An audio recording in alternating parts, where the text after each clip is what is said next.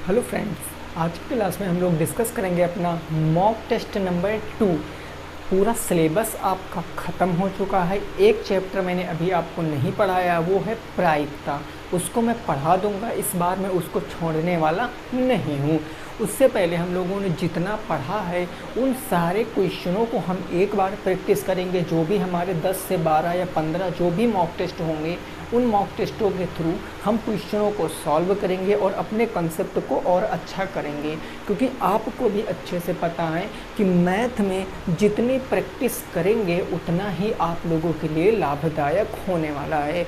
तो एक बार वीडियो को आप शेयर कर दीजिए उन सभी दोस्तों के संग जिनका बैक पेपर है, यानी जिनका 4th सेमेस्टर में बैक लगा हुआ है।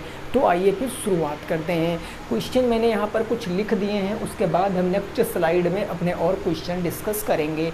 जैसे फर्स्ट क्वेश्चन कह रहा है कि क्यूब रूट ऑफ 3, उसके बाद रूट 4 के अंदर 4 है, फिर रूट 5 में सबसे छोटी बताना है, स्मॉलेस्ट नंबर बताना है, क्या होगा। देखो यहाँ से क्वेश्चन कई बन सकते हैं। एक तो आपसे सबसे छोटी संख्या पूछ सकता है, दूसरी आपसे यहाँ सबसे बड़ी संख्या पूछ सकता है, तीसरी चीज़ इसको आपको आरोही क्रम में लगाने को कह सकता है, और चौथी चीज़ आपसे इसके अवरोही क्रम में लगाने को कह सकता है। सारे कंसेप्ट इसके समान रहेंगे, बस समझना आपको ये है कि कैसे इसको हम लगाएंगे, इसका मेथड क्या होगा। तो आइए ज़रा हम शुरुआत करते हैं। मैंने घातांक करणी में आपको क्या बताया था कि अगर इसके अंदर कोई नंबर लिखा है, अगर इसके अंदर कोई नंबर लिखा है, यहाँ कुछ नहीं है, तो इसका मतलब हम कितना मानते हैं 2, क्योंकि ये स्क्वायर रूट होता है। और हम इसको ऐसे भी रिप्रेजेंट कर सकते हैं a की पावर 1/2, क्योंकि 2 जाता है तो यहाँ पर नीचे बट्टे में लग जाता है। वही काम सर्वप्रथम हम इस क्वेश्चन में करने वाले हैं। तो ज़रा आओ देखो, सबसे पहले अगर मैं बात करता हूँ तो देखो क्यूब रूट ऑफ 3 है, ये क्यूब रूट ऑफ 3। जब 3 को हम उधर ले जाएंगे तो ये क्या 3 की पावर 1/3 बन जाएगा। आप कहोगे बिल्कुल बन जाएगा। यहाँ पर क्यूब रूट ऑफ 4 है, तो इस क्यूब रूट ऑफ 4 में हम 4 को उधर ले जाएंगे तो ये 4 की पावर 1/4 बन जाएगा। ऐसे हमारा स्क्वायर रूट ऑफ 5 है, तो स्क्वायर रूट 5 में आपको पता यहाँ कुछ नहीं मतलब 2 है। अगर कुछ नहीं है तो 2 हम अपने आप से लगा लेते हैं, वो होता है ऐसा क्योंकि इसका मतलब ही स्क्वायर रूट होता है। तो अगर यहाँ कुछ नहीं है तो ये हो जाएगा 5 की पावर 1/2। अब आधा काम आपका हो गया है। अब करना क्या है आपको, ये जो आपको दिख रहा है हर में 3, 4 और 2, जो पावर के हर में है 3, 4 और 2, इनका आपको एलसीएम ले लेना है। तो अगर मैं एलसीएम लेता हूँ 3, 4 और 2 का, अगर मैं एलसीएम लूँ तो 3 और 4, 2 का एलसीएम कितना हो जाएगा, आपको पता है एलसीएम 12 हो जाएगा।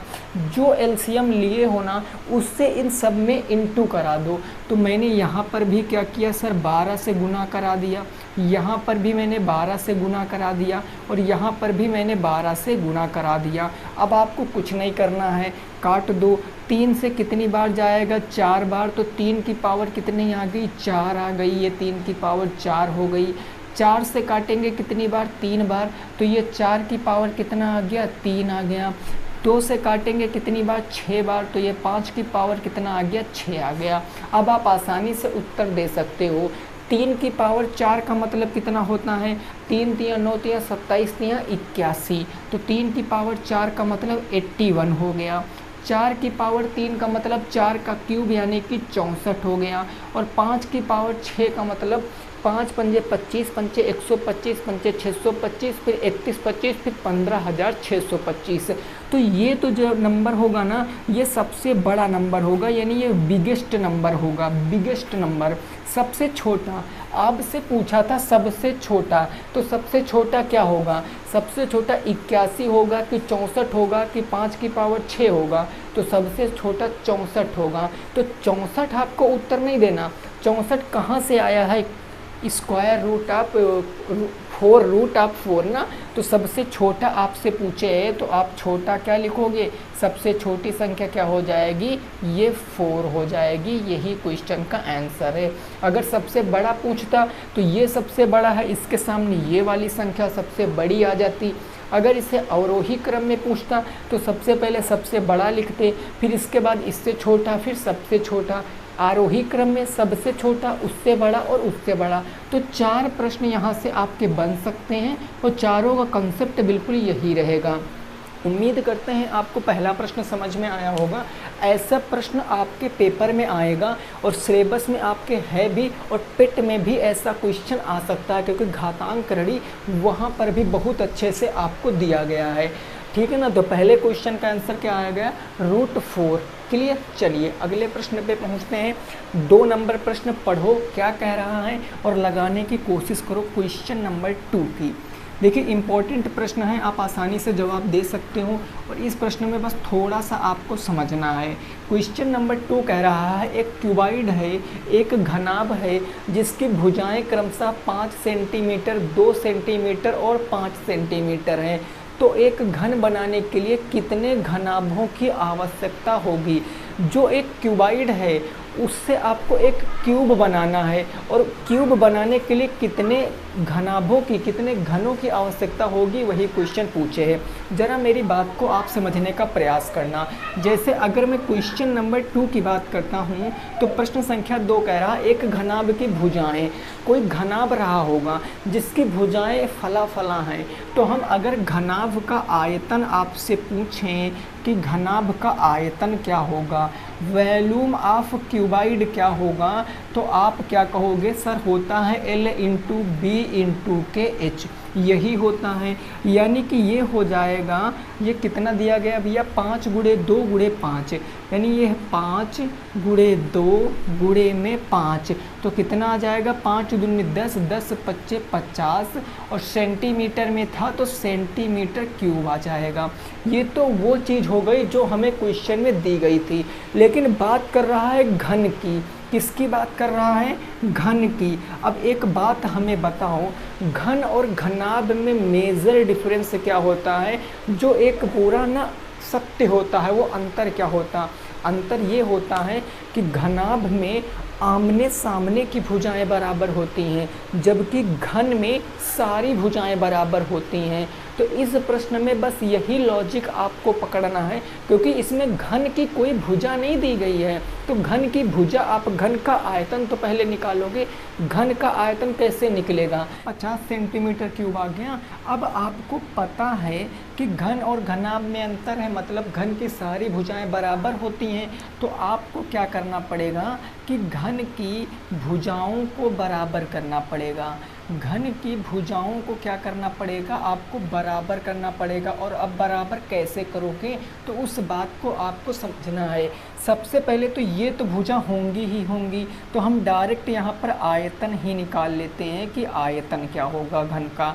ये घन के आयतन की बात कर रहे हैं, तो ये भुजा तो होंगी, यानी 5 इंटू 2 इंटू 5, ये 5 तो होगा ही होगा। अब भुजाएं कैसे बराबर करेंगे उस बात को समझो। यहाँ पर 5 है, यहाँ पर 5 है, तो इसका अपोजिट क्या हुआ, 2, यानी एक 2 से हम मल्टीप्लाई करा दें। 5 के लिए 2 कराएंगे, और 2 का अपोजिट क्या है, 5, इससे हम 5 से मल्टीप्लाई करा दें। फिर 5 का अपोजिट क्या हो जाएगा, 2, इसको 2 से मल्टीप्लाई करा दें। अब ये बन जाएगा आपका क्या, घन का आयतन। घन की भुजाएं बराबर, भाई 5 था, 5 का अपोजिट 2 था, तो 2 से मल्टीप्लाई करा दिया। 2 था ना, तो 2 का अपोजिट 5 था, 5 से मल्टीप्लाई करा दिया। 5 था, 5 का अपोजिट 2 था, तो 2 से मल्टीप्लाई करा दिया। तो अल्टीमेटली ये आयतन निकल कर आया कितना, 5 दूनी 10, 10 पचे 50, और 50 दूना कितना हो गया, 100 पंचे 500 दूना 1000, यानी ये आ गया 1000 सेंटीमीटर क्यूब।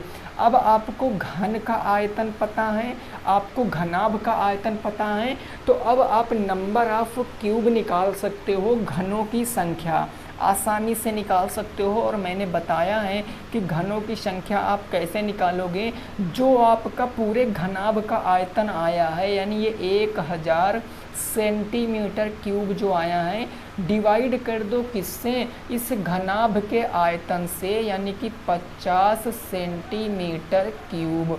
अब आप देखो, सेंटीमीटर क्यूब से सेंटीमीटर खत्म, 0 0 खत्म, 5 दूनी 10, यानी कितने घनों की आवश्यकता होगी, तो 20 घनों की आवश्यकता होगी। ये क्वेश्चन का जवाब है। 20 घनों की आवश्यकता होगी। यही क्वेश्चन का बिल्कुल सही जवाब है। फिर से बता रहा हूँ, ये आपका क्यूबाइड यानी ये जो आप मेंसुरेशन पढ़ते हो ना, उस चैप्टर का क्वेश्चन नहीं है, ये आपका क्यूब वाले चैप्टर का क्वेश्चन है, घनमूल वाले चैप्टर का क्वेश्चन है। मैंने यहाँ पर क्या किया, बेसिकली हमें पेयर बनाने थे, क्योंकि इसको बराबर करना था। 5 के लिए हम 2 का पेयर बना लिए, 2 से इंटू, 2 के लिए 5 का पेयर बना लिए, 5 से इंटू, 5 के लिए 2 का पेयर बना लिए, 2 से इंटू, और तुरंत आंसर आ गया। चीज़ें बिल्कुल समझ आ गई, स्क्रीनशॉट ले लो। नेक्स्ट पे पहुँचते हैं तीसरे नंबर प्रश्न पर। क्वेश्चन नंबर 3 देखो क्या कह रहा है, पढ़ो और उत्तर देने की कोशिश करो। प्रश्न संख्या नंबर 3, ये क्वेश्चन आसान है, 3 नंबर, इसका उत्तर आप दे दोगे। क्वेश्चन है कि एक घनाकार कंपोस्ट गड्ढे का आयतन, कंपोस्ट मतलब खाद, कोई घनाकार गड्ढा है, उसमें कंपोस्ट भरी हुई है और जिसका आयतन 13.824 मीटर क्यूब है। गड्ढे का आपसे क्या पूछे, हाइट पूछे।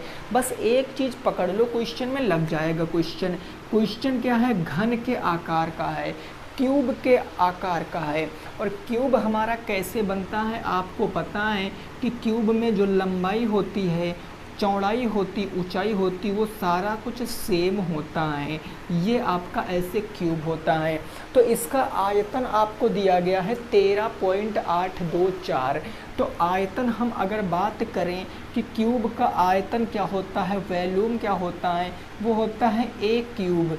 एक क्यूब की वैल्यू आपको कितनी है, 13.824, यानी 13.824। तो क्या मैं यहाँ से ए की वैल्यू निकाल सकता हूँ, बिल्कुल। क्यूब जाएगा तो क्यूब रूट में परिवर्तित हो जाएगा, यानी ये 13.824 आ गया।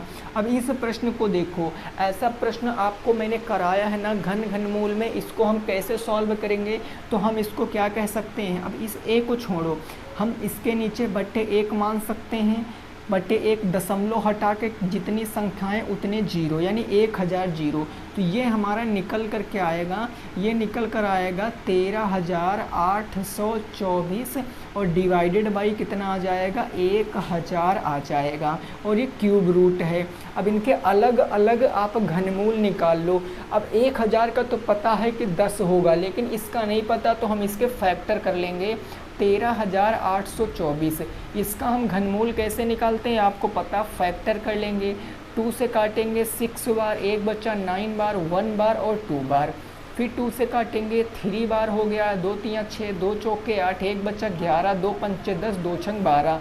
फिर 2 से काटेंगे 1 बार, 2 सत्ती 14, 2 अट्ठी 16 और 2 अट्ठी 16 हो गया, ठीक है ना। 2 एकम 2, 2 सत्ती 14, 2 दूनी 4, 2 अट्ठी 16। इसको 2 से काटेंगे 8 बार, 6 बार और ये चला जाएगा 4 बार।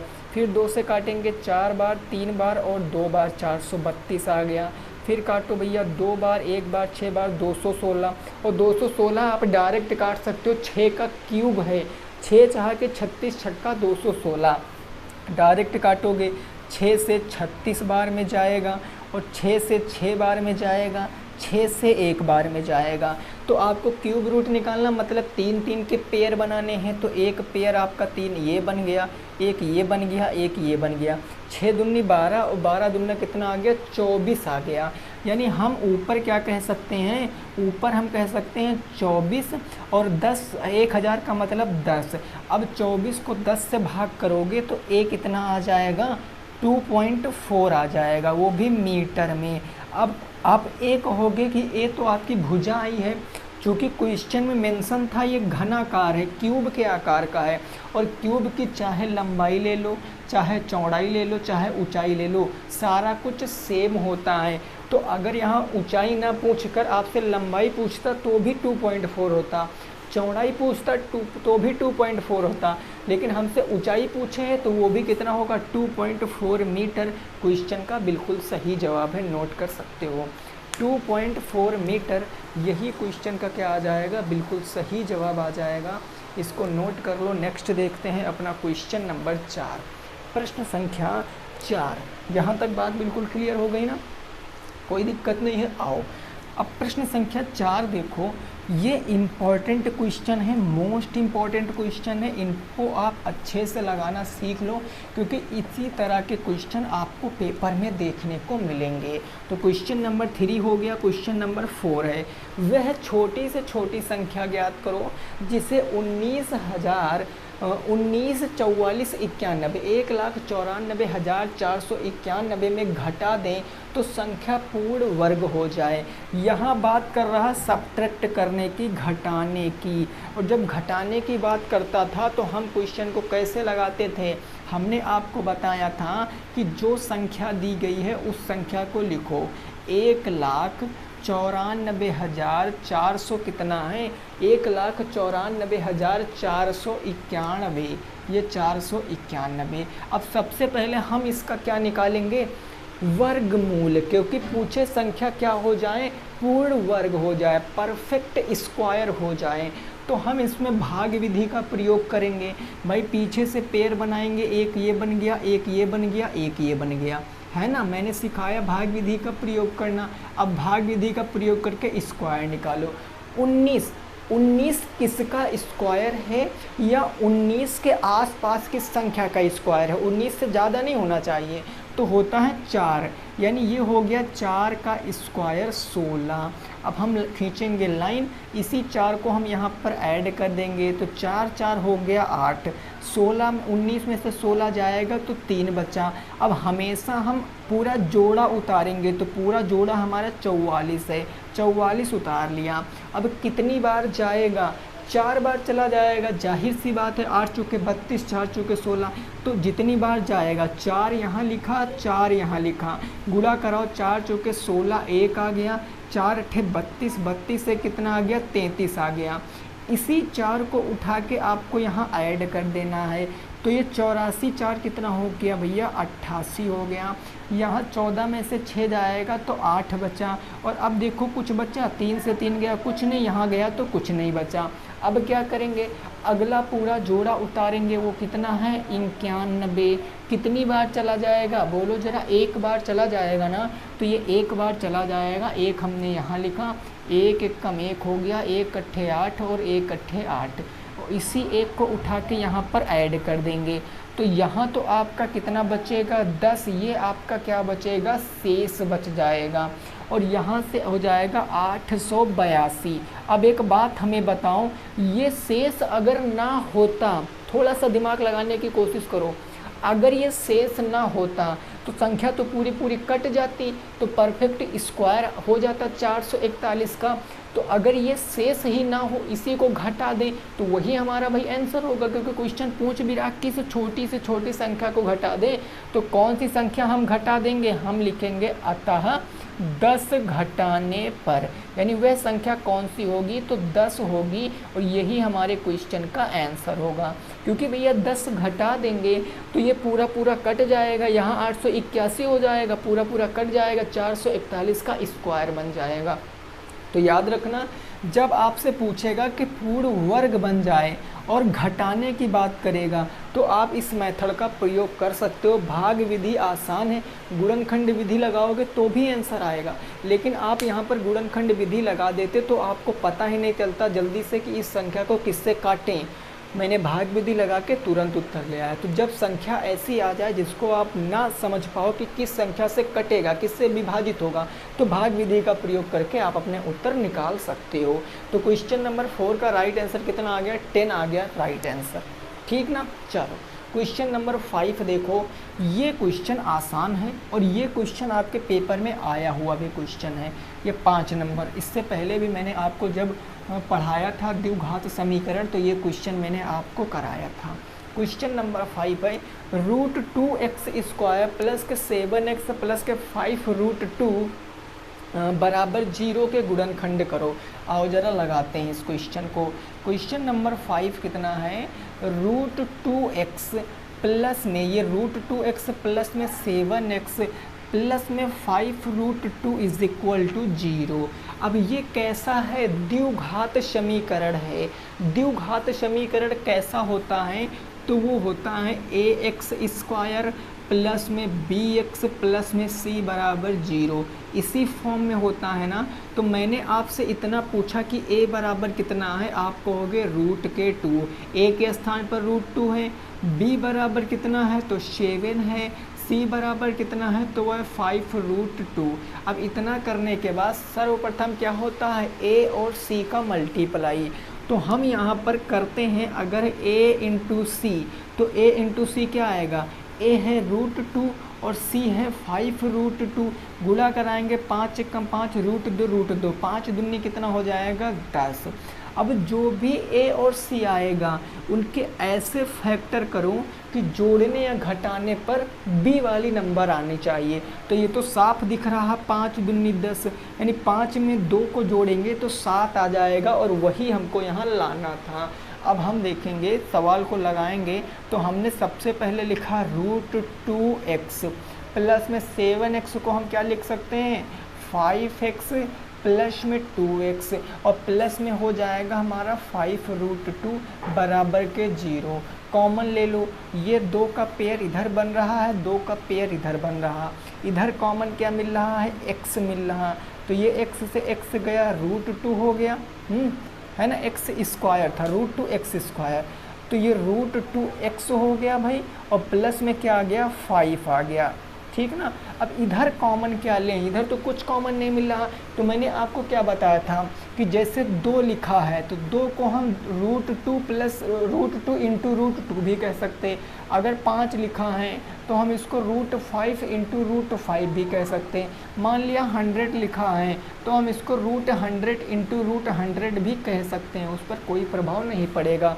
तो मैं इस मैं इस 2 को 2 की नज़र से नहीं देखूंगा, मैं इसको देखूंगा √2 इंटू √2, और मैं यहाँ से अगर प्लस के √2 कॉमन ले लेता हूँ तो बचेगा क्या, क्योंकि मैं 2 को √2 लिख सकता हूँ, एक √2 चला जाएगा तो एक √2 बच जाएगा और ये x बच गया। प्लस में √2 से √2 कैंसिल 5 और बराबर 0। अब देखो दोनों में कॉमन क्या मिल रहा है, दोनों में मिल रहा है √2x प्लस में 5 और एक ब्रैकेट में आ जाएगा x प्लस में √2 बराबर 0। अब आप इनसे तुलना करा लो तो यहाँ से क्या आ जाएगा, यहाँ से x बराबर आ जाएगा 5 उधर जाएगा माइनस में, √2 नीचे आ जाएगा, एक वैल्यू आ गई माइनस के 5/√2। यहाँ से x बराबर क्या आएगा माइनस के √2 और यही इसके गुणांक हो जाएंगे, यही गुणनखंड हो जाएंगे, यही गुणनखंड हो जाएंगे। ये क्वेश्चन का क्या है, बिल्कुल सही जवाब है। इस क्वेश्चन को नोट कर लो, ये मोस्ट इम्पॉर्टेंट क्वेश्चन है, एक बार पेपर में आ भी चुका है ये क्वेश्चन। तो इस बार भी ऐसा क्वेश्चन अगर बन जाएगा तो बस आप एक चीज़ दिमाग में याद रखना कि ये द्विघात समीकरण का स्टैंडर्ड फॉर्म होता है ax² प्लस के bx प्लस के c, और इसी फॉर्म में हम कन्वर्ट कर लेते क्वेश्चन को, चाहे जो फिर आ जाए हम क्वेश्चन को लगा लेंगे, ठीक है ना। क्लियर बात हो गई है। चलिए, तो 5 क्वेश्चन हो चुके हैं, अब हम 6वें क्वेश्चन पे पहुंचेंगे और उस क्वेश्चन को हम लगाने की कोशिश करते हैं। चलिए भाई, यहाँ तक बात बिल्कुल क्लियर हो गई होगी, ठीक है ना। चलो, क्वेश्चन नंबर 6, देखो सारे क्वेश्चन आपको नोट कर लेना है, ये आपके बुक के प्रश्न हैं। 2 बुकों को मैं साथ में लेकर चल रहा हूँ, एक तो राखी पब्लिकेशन और दूसरी है ठाकुर प्रकाशन। इन दोनों बुकों को मैं साथ में लेकर चल रहा हूँ, तो आपका तो बढ़िया सा सिस्टम बन जाएगा दोनों बुकों को एक साथ में हल करने का, ठीक भाई। चलिए, नेक्स्ट क्वेश्चन नंबर हम 6 देखते हैं, ये क्या है इसको समझने का प्रयास करते हैं। ये है आपका √2x डिवाइडेड बाई है आपका √441 बराबर है आपका कितना 0.02 में x का मान बताना है। ये x की वैल्यू बताना है कि x का मान क्या होगा। क्वेश्चन आसान है, कैसे करेंगे इस क्वेश्चन को, तो ज़रा देखो। हमने क्या बताया था आपको, हमने आपको घातांक में कई नियम बताए थे। हमने कहा था कि मान लीजिए ऐसे लिखा है √a/√b, तो तो इसका मतलब ये भी तो हो सकता है √a/b, भाई यही तो हो सकता। और इस बटे को ही तो हम भाग भी कहते हैं, तो चाहे इस तरह लिखा हो चाहे इस तरह लिखा हो, बात तो सेम ही है। यानी हम इसको लिख सकते हैं √x/√441 इज इक्वल टू 0.02। तो अगर मैं यहाँ से इसको ऐसे लिख दूँ x/441 पूरे पर रूट चढ़ा के अकॉर्डिंग टू दिस रूल, और ये बराबर किसके होगा 0.02 के। आपसे x का मान पूछे है तो x आप कैसे हटा सकते हो, बस कुछ मत करो, रूट हटाना है, दोनों पक्षों का वर्ग कर दो। आपको लिखना क्या है कि दोनों पक्षों का वर्ग करने पर, स्क्वायर करने पर, दोनों पक्षों का अगर स्क्वायर करोगे तो ये हो जाएगा अंडर रूट के अंदर x/441, इसका भी स्क्वायर, और बराबर उधर हो जाएगा 0.02, इसका भी स्क्वायर। अब आपको पता स्क्वायर से ये रूट आपका कट जाएगा, यानी ये बचेगा x/441 और यहाँ बचेगा 0.02, और स्क्वायर का मतलब इसी संख्या से गुणा करा दो, ना कराओ गुणा 0.02। यहाँ से x का मान आसानी से निकाल सकते हो। अब x का मान आप आसानी से कैसे निकालोगे, 441 बटे से इधर आएगा तो गुणे में हो जाएगा, यानी x बराबर अल्टीमेटली इधर आप लिख दो 2 दूनी 4, या आप ऐसे लिखो 0.02 गुणे 0.02 और गुणे आ जाएगा 441। गुणा कराओ भैया इसको, तो 2 एकम 2 हो गया, 2 चौके 8 हो गया, और फिर हो गया 2 चौके 8, 882। 0.2 अंक पहले लगा था ना, तो 0.2 अंक पहले लगाओगे 8.82 आ जाएगा, है ना। और फिर गुणा आपका कितना है 0.02।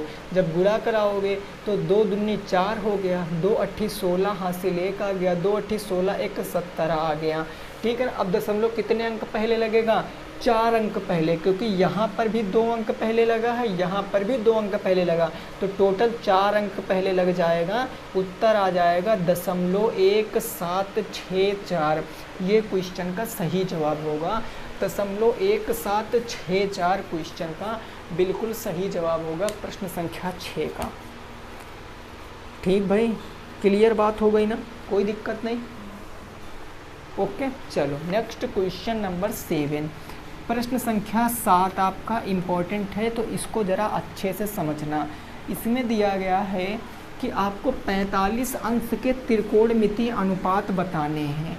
45 अंश के त्रिकोणमितीय अनुपात, तो क्वेश्चन नंबर 7 लिखते हैं हम, ये है 45 अंश के त्रिकोणमितीय अनुपात निकालो।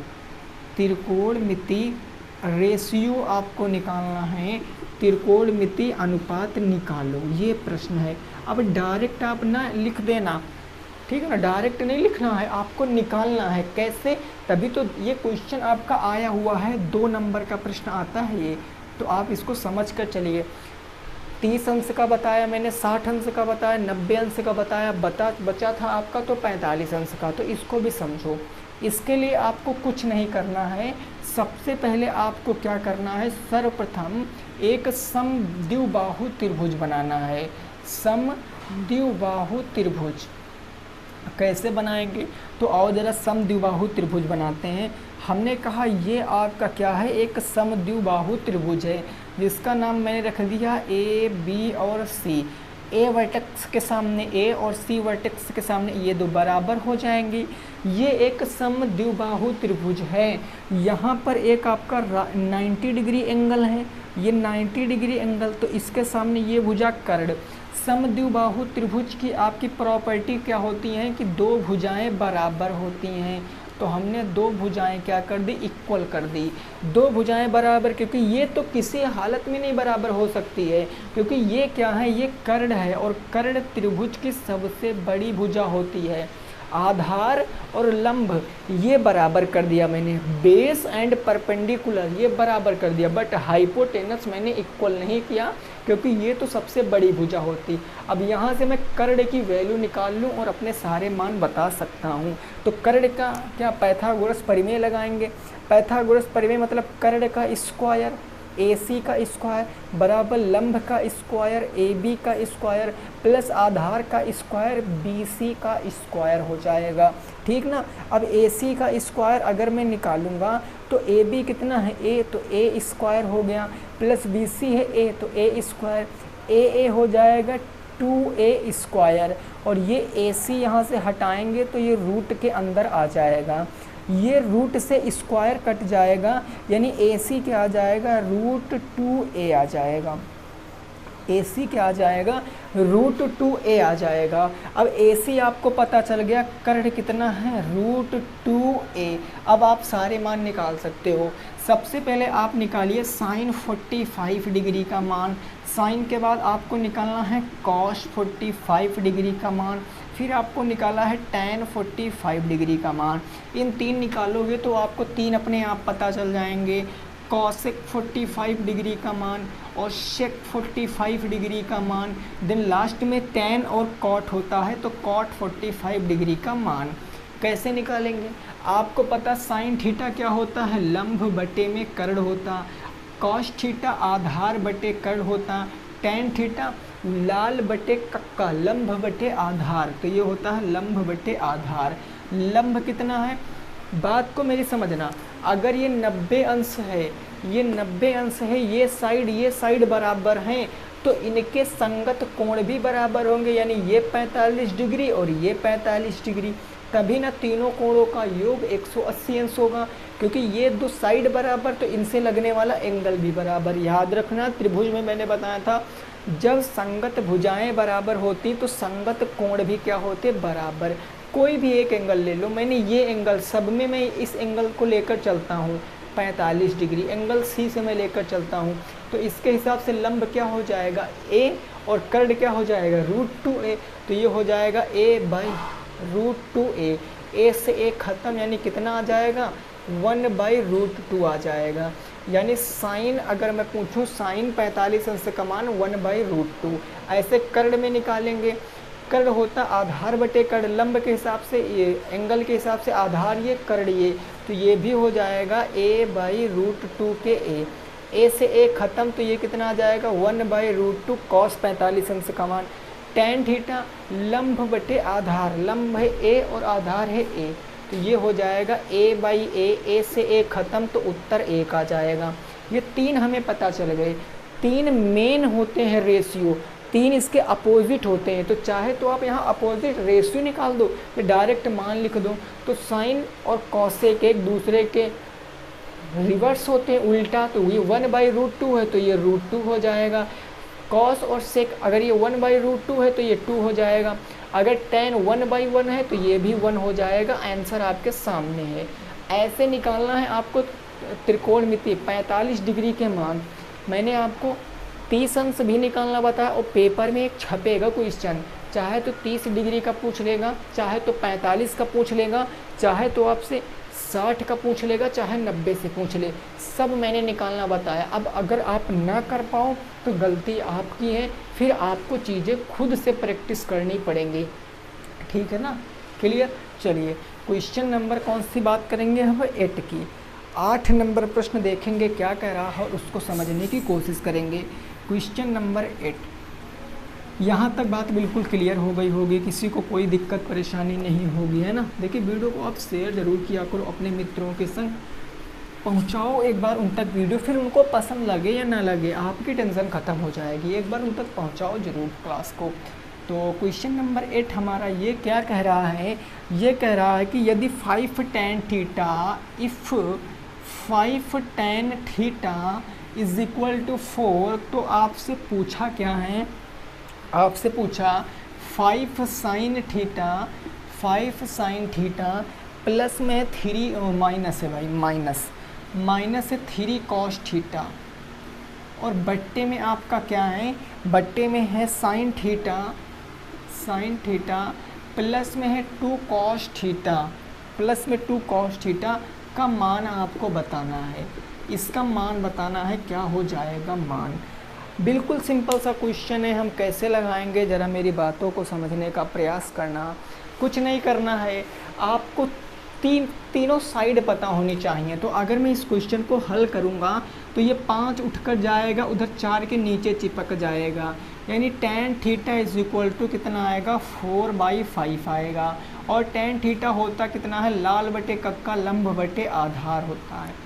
भाई इससे चेक कर लो ना, लाल बटे कक्का, तो यहाँ से होगा लंब बटे आधार L/A। अब अगर लंब आपका 4 है, आधार आपका 5 है, तो आप कर्ण निकाल सकते हो ना। उसके लिए आपको एक ट्रायंगल बनाना पड़ेगा। ये मैंने एक राइट एंगल ट्रायंगल, इसका नाम रखा APQ और R, मैंने नाम रख दिया। ये है तो मैंने एंगल मान लिया कि इस एंगल की मैं R की बात कर रहा हूँ, तो इसके हिसाब से लंब कितना होगा 4 और आधार कितना होगा 5। कर्ण कितना होगा, इसका स्क्वायर प्लस इसका स्क्वायर, यानी अगर मैं PR की बात करूं तो √4 का स्क्वायर प्लस √5 का स्क्वायर, यानी 4 का स्क्वायर 16 और 5 का स्क्वायर 25, ये रूट के अंदर। तो रूट 16 25 कितना हो जाएगा 41। ये किसका मान आया PR, और PR क्या था आपकी कर्ण थी, कर्ण का मान आ गया √41। तीनों साइडें पता है, केवल यहाँ मान रखना है। आओ जरा इस क्वेश्चन को हम लगाते हैं। सबसे पहले हमने 5 है तो 5 एज इट इज़ लिखा। साइन थीटा होता है लंब बटे कर्ण, लंब बटे कर्ण माइनस में 3 इंटू कॉस थीटा होता है आधार बटे कर्ण, ये आधार बटे कर्ण हो गया। फिर बटे यहाँ पर साइन थीटा लंब बटे कर्ण और प्लस में क्या है 2 इंटू कॉस थीटा आधार बटे में कर्ण हो गया। मान रखिए यहाँ पर, तो ये हो जाएगा 5 इंटू, अब जो मैंने एंगल लिया था उसी एंगल के हिसाब से चलना है। ये एंगल, इस एंगल के हिसाब से लंब 4 हो जाएगा, कर्ण √41 हो जाएगा, यानी ये आ जाएगा 4 बटे √41 माइनस में 3 बटे आधार कितना है 5, तो 5 बटे √41, ये आ जाएगा 5 बटे √41 बट्टे में क्या आ जाएगा, तो लंब बटे कर्ण, लंब कितना है 4 और कर्ण कितना √41, तो यह आ जाएगा 4 बटे √41 माइनस है ना यहाँ पर, सॉरी प्लस है, प्लस है तो ये प्लस हो गया। और ये हो गया 2 इंटू आधार बटे कर्ण, आधार कितना है 5 और कर्ण कितना है √41, तो ये हो जाएगा 5 बटे √41। जब आप इसको सॉल्व करोगे तो ये हो जाएगा 5 चौके 20 बटे √41, ये हो गया 20 बटे √41 माइनस में 5 तियाँ कितना हो गया 15 बटे √41। भाई 20 बटे √41 15 बटे √41 और बटे ये 4 बटे √41 प्लस 5 दूनी 10 बटे, तो 4 बटे √41 प्लस में क्या आ गया 10 बटे √41। हर बराबर हैं, ले लो हर, तो यहाँ जब आप हर ले लोगे तो ऊपर 20 में से 15 जाएगा तो 5 बटे √41 बच गया ऊपर। नीचे 10 4 14, 14 बटे √41 नीचे बच गया, तो 14 बटे √41 बच गया। √41 से √41 ख़त्म, उत्तर कितना आ जाएगा 5 बटे 14। इस प्रश्न का जवाब कितना आएगा 5 बटे 14 आ जाएगा इस प्रश्न का सही जवाब। 5/14 इस क्वेश्चन का सही जवाब होगा। इस क्वेश्चन को आप दूसरे तरीके से भी लगा सकते थे, उसमें कोई दो बात नहीं थी। आप इस पूरे इक्वेशन को अगर आप तीसरी साइड नहीं निकालना चाहते थे ना, कोई बात नहीं मत निकालते, लेकिन अगर आप इसको तीसरी साइड बिना निकाले लगाते तो आपको इस पूरे को कॉस थीटा से डिवाइड करना पड़ता। अगर साइन को कॉस से डिवाइड करते साइन बटे कॉस, टैन थीटा वैल्यू रख देते, sine cos tan theta, cos से कॉस खत्म हो जाता, यहाँ 2 बचता, यहाँ कॉस से कॉस खत्म हो जाता, माइनस के 3 बचता, तो उत्तर एक लाइन में आ सकता था। बट आपको शॉर्ट ट्रिक नहीं सीखना है, जो मैं बता रहा हूँ यही कंसेप्ट फॉलो करना, याद रखना, यही आपको पूरे नंबर दिलाएंगे।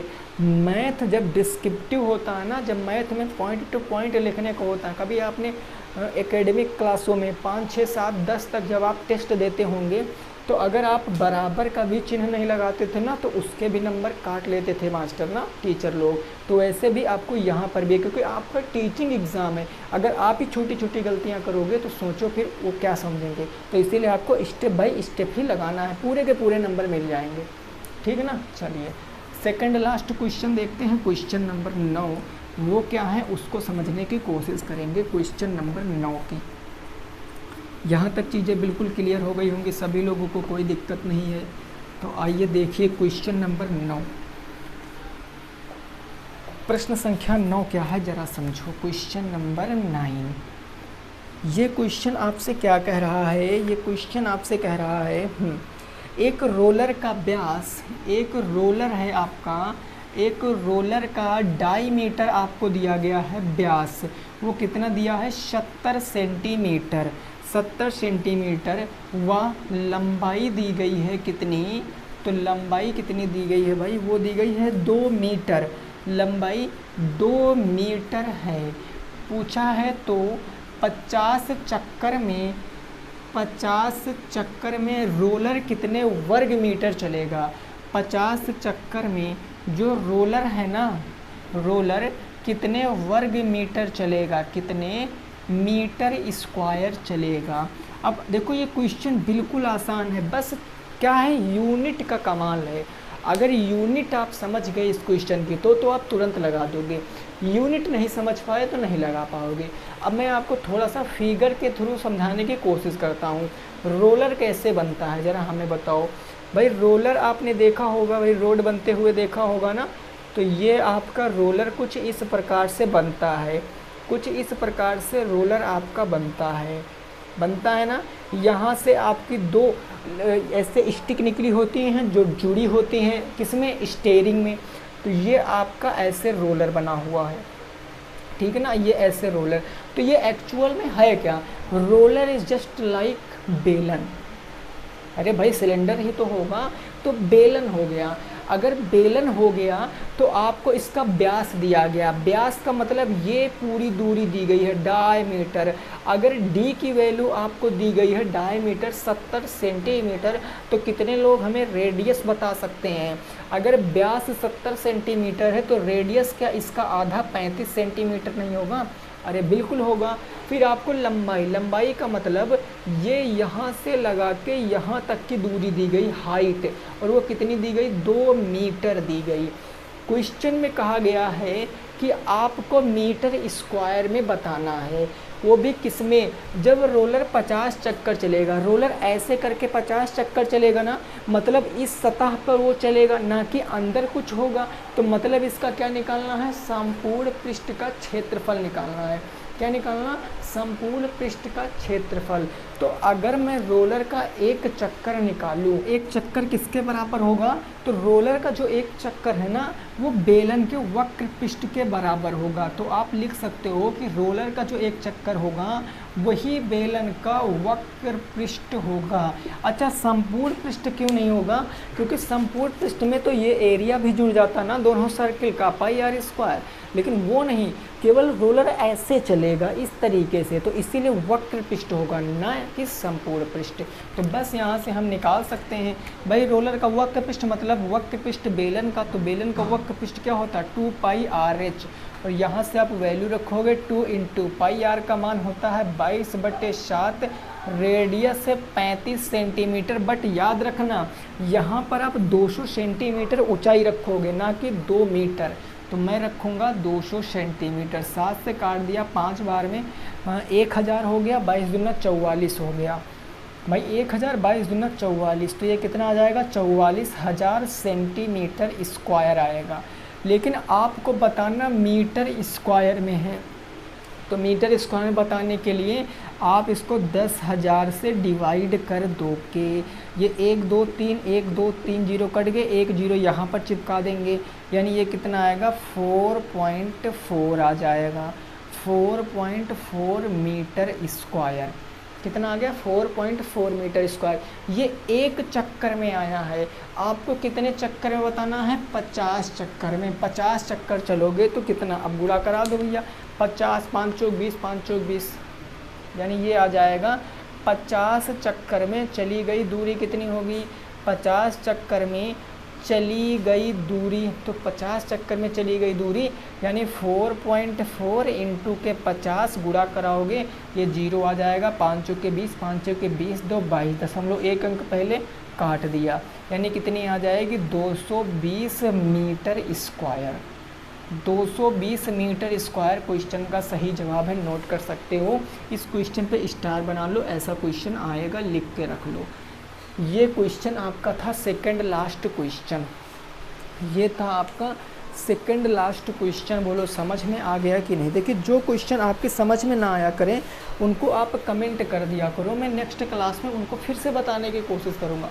लेकिन आप लोगों की कमेंट ही नहीं करते हो, बस जो बता दिया वही सही है, सत्य बात है बिल्कुल, है ना, ऐसा नहीं। चलो नेक्स्ट लास्ट क्वेश्चन देखेंगे आज की क्लास का। और जिन्होंने वीडियो को लाइक नहीं किया है वो लाइक कर देंगे, चैनल अगर सब्सक्राइब नहीं किया तो चैनल को भी सब्सक्राइब जरूर कर लेना। परीक्षा तक आपकी क्लासें ऐसे ही चलती रहेंगी, उसमें कोई दो बातें नहीं है।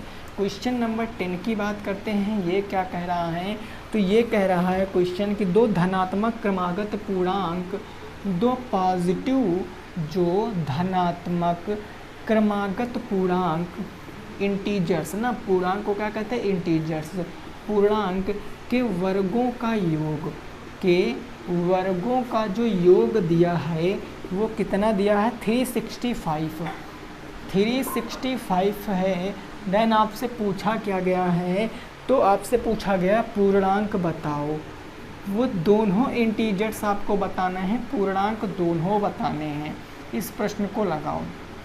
देखो क्रमागत का मतलब समझते हो ना आप लोग, क्रमागत का मतलब होता है कंसेक्यूटिव नंबर जो क्रम से आते हैं। जैसे मैंने माना कि एक के बाद क्रमागत संख्या कौन सी आएगी, कहोगे 2, 2 के बाद 3, 3 के बाद 4, ऐसे करके क्रमागत संख्याएं चलती जाएंगी।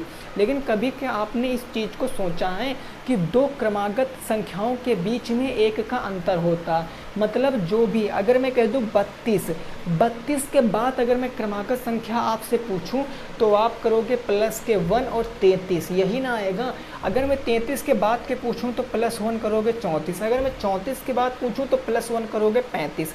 यानी सीधा सा मतलब ये है कि क्रमागत संख्याएं अगर हमें दूसरी उसके बाद वाली ज्ञात करना है तो हमेशा +1 करते हैं। आपको दिख रहा है ना, यहाँ 5 होगा, +1 होगा, बस यही कंसेप्ट आपको यहाँ लगाना है। दो क्रमागत पूर्णांक हैं, मान लो कोई, मान लिया मैंने कि जो हमारा फर्स्ट नंबर है उसको मैंने x मान लिया, तो सेकंड नंबर क्या आ जाएगा, x+1 आ जाएगा, तो x+1 आ गया, क्योंकि पूर्णांक धनात्मक है तो +1। अब क्वेश्चन कह रहा है इनके वर्गों का योग, इनके वर्गों का योग क्या होगा, तो आप देखो इनके वर्गों का योग अगर मैं अकॉर्डिंग टू क्वेश्चन चलूँगा, मतलब प्रश्नानुसार चलूँगा, तो ये क्या हो जाएगा, वर्गों का योग का मतलब x² प्लस में x+1 का स्क्वायर। वर्गों का योग दिया कितना है, 365 दिया गया। लगाओ क्वेश्चन को, ये x² एज इट इज़ रहेगा, ये a+b का होल स्क्वायर, a² यानी x का स्क्वायर प्लस के 2ab 2x हो जाएगा, ये 2x हो गया, प्लस में b² 1 का स्क्वायर बराबर कितना आएगा, 365 आ जाएगा। ये x² मिलकर क्या बनाएंगे, 2x² प्लस में ये 2x हमारा ऐसे ही रहेगा, प्लस के 1, या हम 365 को इधर ले आएँ तो +1 माइनस में 365 बराबर उस तरफ बचा 0। तो ये बेसिकली बचेगा क्या आपका 2x² प्लस में ये बचेगा 2x माइनस में बचेगा 364 बराबर में कितना बच गया, 0। अब मैं एक आपको लॉजिक बताया था मैंने, हो सकता आपको याद हो। अब इस समीकरण को देखो, 364 दूना कितना हो जाएगा, 364 दूना 600, 720, 728 हो जाएगा। लेकिन इस क्वेश्चन में आप 728 के फैक्टर कर पाओगे नहीं। जब क्वेश्चन ऐसा बनेगा तो आपको क्वेश्चन में एक कॉमन चीज़ मिल जाएगी। इस पूरे क्वेश्चन में आपको क्या कॉमन मिल रहा है, 2 कॉमन मिल रहा है ना। तो मैं क्या कह सकता हूँ कि मैं कह सकता हूँ इस इक्वेशन को मैं ऐसे लिख सकता हूँ कि इस समीकरण को जो कॉमन मिल रहा उससे भाग दे दो। 2 कॉमन मिल रहा तो मैं लिख सकता हूँ 2 से भाग देने पर। आपको मैंने बताया था कि किसी भी समीकरण में हम गुणा करेंगे तो पूरे में करेंगे, भाग करेंगे तो पूरे में करेंगे, उससे कोई फ़र्क नहीं पड़ेगा।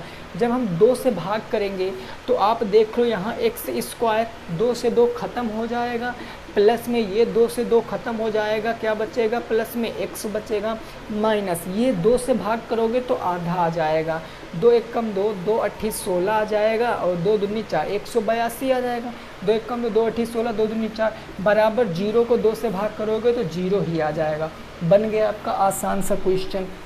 अब इसकी तुलना कर लो किससे, यहाँ a बराबर कितना है भैया 1 है, b बराबर भी 1 है, c बराबर कितना माइनस के 182 है। a और c करोगे तो माइनस 182 ही आएगा। इसके गुणनखंड करो कि 1 आना चाहिए प्लस में, तो 14 और 13 होता है, 14 13, 13 चौके 52, 13 एकम 13, 5 18, 182। अब ये आ जाएगा एक्स स्क्वायर प्लस में आपका हो जाएगा 14x माइनस में 13x और माइनस में क्या आ जाएगा 182 इज इक्वल टू 0। कॉमन लो, इधर x कॉमन मिल रहा तो ये x प्लस में 14 हो जाएगा, इधर माइनस में 13 कॉमन मिल रहा तो x माइनस में लिए तो प्लस में x प्लस 14 बराबर 0, क्योंकि 182 को 13 से डिवाइड करेंगे 14 टाइम्स चला जाएगा। तो ये x प्लस में 14 एक ब्रैकेट में, अगले ब्रैकेट में x माइनस का 13 बराबर 0। x की वैल्यू निकालोगे तो यहाँ से x बराबर माइनस 14 आएगा, यहाँ से x की वैल्यू निकालोगे तो यह प्लस के 13 आ जाएगा। अब आप क्वेश्चन को पढ़ो, क्वेश्चन क्या कह रहा, पॉजिटिव इंटीजर्स धनात्मक संख्या लेनी है। तो धनात्मक संख्या लेने मतलब x का कौन सा मान लें, तो अगर धनात्मक संख्या लेनी है तो हम ये लेंगे, क्योंकि क्वेश्चन कह रहा ना, तो निगेटिव तो हमें लेना ही लेना नहीं है। तो x का मान कितना आएगा 13, यानी पहला पूर्णांक क्या आ जाएगा, तो पहला पूर्णांक आपका 13 आ जाएगा और दूसरा पूर्णांक 13 प्लस में 1 कितना आ जाएगा 14 आ जाएगा। ये क्वेश्चन का जवाब है। आप निगेटिव नहीं ले सकते हो, क्योंकि क्वेश्चन में कहा गया है कि ये कैसे हैं, पॉजिटिव धनात्मक क्रमागत पूर्णांक हैं, तो इसीलिए मैंने पॉजिटिव ही कंसीडर किया x की वैल्यू, ना कि निगेटिव। तो 10 क्वेश्चन में आपके कितने क्वेश्चन सही हुए हैं एक बार कमेंट करके ज़रूर बताना। अब कम से कम आपके 10 से 12 दिन मॉक ही चलेंगे, याद रखना 10 से 12 दिन मॉक चलेंगे। हमारा एम क्या है, आपको भले बुरा लगे वो कोई बात नहीं है, मैं आपकी बुक, जो आपकी बुक है ना, ये दोनों राठी और ठाकुर, इनके जो सभी क्वेश्चन हैं आल क्वेश्चंस, इनको मैं क्या कराऊंगा, कम से कम दो बार आपको इनको सॉल्व कराऊंगा। अब अगर आप पढ़ोगे तो फ़ायदा होगा, नहीं पढ़ोगे तो नहीं फ़ायदा होगा, क्योंकि हमने इस चीज़ का एहसास किया। हम खुद करंट की क्लास हम अगर सुबह लेते हैं, आप सभी को पता होगा गौरव सर की, हम करंट की क्लास लेते हैं ना, तो हमने इस चीज़ को देखा है कि जो चीज़ बार बार हमारे आँखों के सामने से गुजरती है ना, बार बार हम उसी चीज़ को देख लेते हैं, तो वो चीज़ हमें बिल्कुल अच्छे से दिमाग में सेट हो जाती है। ऐसे देखो, करंट के क्वेश्चन हमसे बहुत गलत होते थे। हमने क्या किया कि करंट की क्लास देखते रहे, हम करंट की क्लास क्या करते थे, चला के रख देते, अपना काम करते थे, करंट की क्लास चला करती थी। तो इससे ये फ़ायदा हुआ कि जब भी मेरे सामने वो क्वेश्चन आया तो मुझे याद नहीं था वो क्वेश्चन एग्जैक्ट कि ये होगा, बट मैंने ऑप्शन देखा तो मैंने टिक कर दिया कि हाँ ये मैंने पढ़ रखा है। ऐसा कैसे हो पाया, ऐसा इस तरीके से हो पाया कि हमने उस क्वेश्चन को 2-3 बार देखा था, 2-3 बार हमारे आंखों से गुजरी थी। बिल्कुल वही जैसे मूवी, एक बार हम लोग मूवी देख लेते तो आधी कहानी याद हो जाती, 2 बार देखते आधी से ज़्यादा, 2-3 बार देखते तो पॉइंट टू पॉइंट याद हो जाता कि उस झरने पर वहाँ पर मिलन समारोह हुआ था, वहाँ पर विलेन ने हीरो को मारा था, हमें सब कुछ याद हो जाता है। तो इसीलिए सारे क्वेश्चन कराऊंगा, 10 से 12 दिन मॉक टेस्ट चलेंगे, आपका बहुत प्रॉफिट होगा, याद रखना। और ये सारे आपके 2 बुक हैं, राठी और ठाकुर प्रकाशन। अगर आपका कोई क्वेश्चन नहीं लग रहा तो टेलीग्राम में लिंक है, उसको फटाफट से ज्वाइन करो और क्वेश्चन आप भेजो। कितने क्वेश्चन सही हुए कमेंट करके ज़रूर बताना। मिलेंगे नेक्स्ट क्लास में। जय हिंद, जय भारत और वंदे मातरम।